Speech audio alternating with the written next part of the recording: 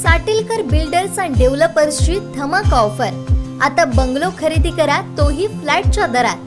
कणकवली शहरालगत अवघ्या काही मिनिटांच्या अंतरावर उमरट इथं फ्लॅटच्या दरात तयार बंगलो, रस्ता पार्किंगची सुविधा, कंपाऊंड, 24 तास पाणी, समोर गार्डन, निसर्गरम्य वातावरण। आपल्या घरापासून शाळा, दवाखाना, मुंबई गोवा महामार्ग, बाजारपेठ अगदी हाकेच्या अंतरावर। आपलं हक्काचं घर आजच खरेदी करा। अधिक माहितीसाठी संपर्क साटिलकर बिल्डर्स अँड डेव्हलपर्स 9420 73 94 18 आणि 8605 74 10 30।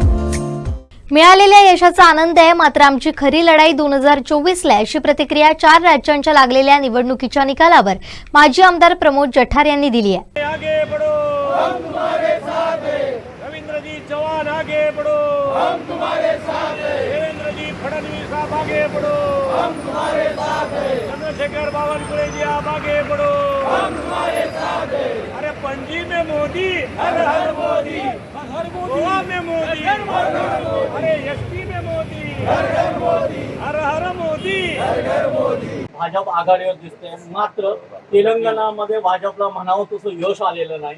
नेमकं ह्या सगळ्या विजयाकडे आपण कसं पाहता? नाही, माझं म्हणणं आहे यापूर्वी या सगळ्या राज्यांमध्ये आमचं राज्य नव्हतं, म्हणजे शिवराजजी चव्हाणांचं MP मध्ये पण नंतर आलं।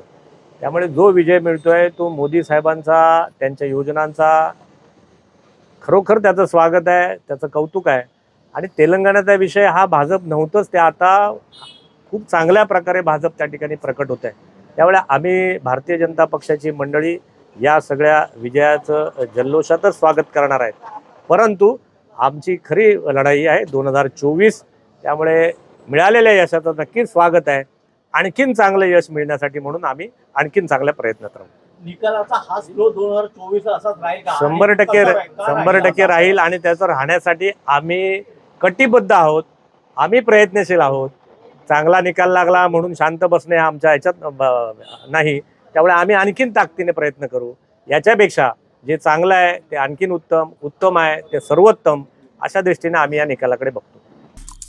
आमचे दिवसभरातले सर्व अपडेट्स, ताज्या घडामोडी आणि थेट लाईव्ह पाहण्यासाठी सबस्क्राईब करा, लाईक करा कोकणचं नंबर 1 महा चॅनल कोकण 7 लाईव्हचं YouTube चॅनल।